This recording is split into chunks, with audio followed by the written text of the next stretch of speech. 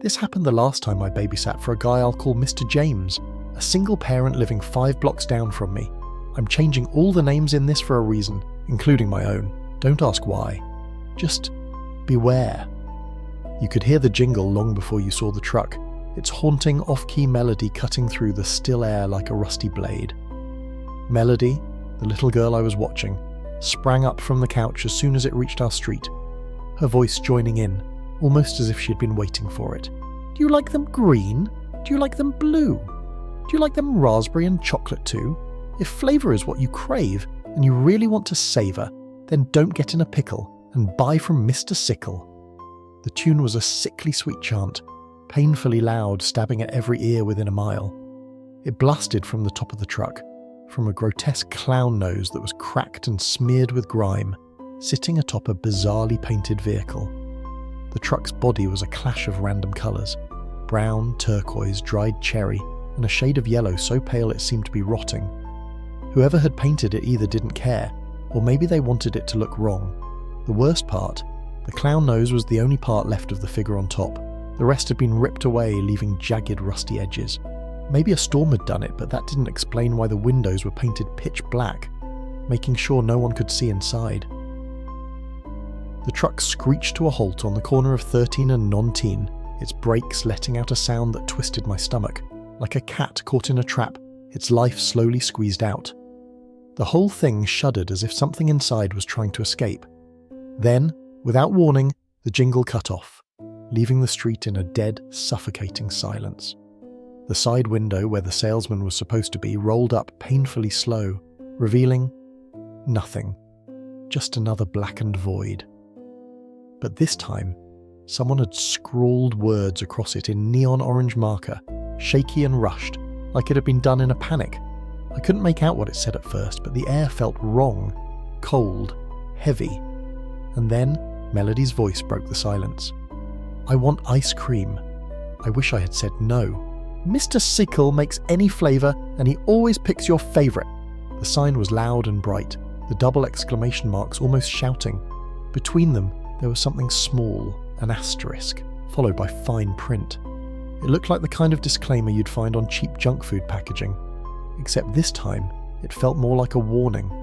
Below the slogan was a list of prices: $1 for a cone, $3 for a sundae, but then $73? Was the ice cream laced with diamonds or something? Nat, can we get some, please? Melody's voice snapped me back. Her parents hadn't said anything about no ice cream, and I had some spare change in my pocket. I weighed the options, either let her whine about not getting a treat or deal with her parents' complaints later. If you've ever babysat a hyperactive 4-year-old, you know which option I chose. I stepped closer to the window, waiting for the vendor. The silence hung in the air, thick and uncomfortable. I could feel Melody's excitement bubbling beside me as she bounced on her toes, but something about this was wrong. Why wasn't the person at the window yet? Finally, a voice crackled out from the dark void, low, flat, and emotionless. You want your flavour, girl? I couldn't tell if it was a man or woman, but the tone sent a chill down my spine. Strawberry for the kid, I said, pulling $1 from my pocket. That's not how it works, the voice rasped, cutting through the still air. We choose the flavour, you eat what we give. I blinked. That's stupid, I mumbled, but the uncertainty crept in. Why was I even arguing with a voice behind a blacked-out window? And what was I really about to feed Melody? She likes strawberry, I insisted, the words feeling hollow as they left my mouth. You shouldn't buy for anyone except yourself, the voice hissed, sharper this time. I swallowed hard. Whatever, I muttered, my voice weaker than before. Lay your money on the counter and turn away, it instructed, as though this was completely normal. Against my better judgment, I followed the directions, turning my back to the window. The feeling of dread was creeping up on me. But Melody's impatient bouncing was the only thing that kept me from grabbing her and walking away. Melody, calm down, I whispered, trying to keep my voice steady. I was starting to feel something colder now, a creeping sensation like being watched. I want chocolate too, she whined, oblivious to the wrongness hanging over us. Your dad will kill me. No, I whispered back, my voice barely audible, my eyes glued to the sidewalk. Another minute ticked by, stretching uncomfortably long. I was beginning to wonder if I'd made a mistake when the voice returned. "Enjoy your treat," it rasped. But there was something different in the tone this time, something that felt amused. My stomach knotted as I realised. I never heard anyone place the ice cream on the counter behind me. I hadn't heard anything at all, and I still hadn't turned around. I sighed, glancing at the lopsided sundae that had mysteriously appeared in place of my loose change. The ice cream dripped lazily down the sides, the colours swirling into something unnatural. I forced a smile and handed it to Melody. "Let's go sit on the porch to eat it, okay? Don't want to make a mess." She eagerly nodded, finally satisfied. But as we sat on the porch, my eyes kept drifting back to the truck. It hadn't moved. It just sat there, watching us. The longer I stared, the more wrong it felt. The windows were still black, and that broken clown nose seemed to turn toward me, its cracked surface like a leering grin. Melody took a bite, her face lighting up with anticipation. Then suddenly she froze. Her eyes went wide, her lips trembling before she let out a blood-curdling scream that pierced the still evening air. "What the hell?" I gasped, looking down at the sundae. Nestled in the centre of the melting mess was something grotesque. Raw, pulpy flesh, and squirming maggots writhing and trying to crawl free. The sight was revolting. Melody dropped the cone, shrieking as she bolted into the house, her tiny feet pattering like frantic echoes. Fury surged through me. I stood, my fists clenched, and stormed back to the truck. I slammed my hands on its side, the metal vibrating beneath my palm. "That was a mean trick. What's wrong with you? Why are you messing with little kids?" From the blackened window, the voice responded, slow and deliberate. "We only give what they deserve. That's our specialty." "Yeah? Well, I deserve to get my dollar back since you swindled us," I demanded, my voice rising. The voice chuckled, a low, unsettling sound. "Sorry, no refunds." "Listen, pal," I snapped, jabbing a finger at the dark window. "Either give me my money back or I'll call the cops. Maybe even report you for being a peeping Tom." There was a pause, and I felt a twisted satisfaction. I had them now, I thought. But then the voice, colder this time, said, "Maybe you should ask Melody if she wants a refund." Confusion struck me. I turned, and there she was, Melody, tugging at my pants. Ice cream smeared across her face, her clothes sticky with the disgusting mess. My breath caught in my throat. How had she eaten it? I watched her drop it. I watched the maggots crawl. "I want another one, Nat," she said, her voice unnervingly calm. I knelt down, wiping her face with trembling hands. "Honey, that ice cream was nasty.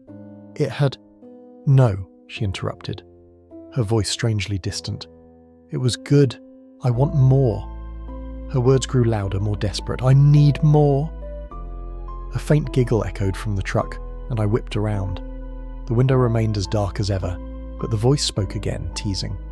"So, that's your scam?" I growled. "You make kids addicted to your nasty stuff? Get off on watching them eat that filth? Why don't you try a flavour?" the voice whispered, a strange challenge in its tone. "You might like it," my fists clenched as I slammed them into the van's side. "Maybe I'll feed you a knuckle sandwich," I spat through gritted teeth. "Natalie, I really need another ice cream." Melody's voice was no longer pleading. It was a shrill, unnatural demand. Her eyes. Something was wrong. They were wide, bloodshot, like she hadn't blinked in hours. "I told you no," I snapped, slamming my fist on the van again. The sound echoed down the street, hollow and empty. "I'm done with this. Show yourself." The window slid open with a quiet hiss, revealing nothing, just the black void inside.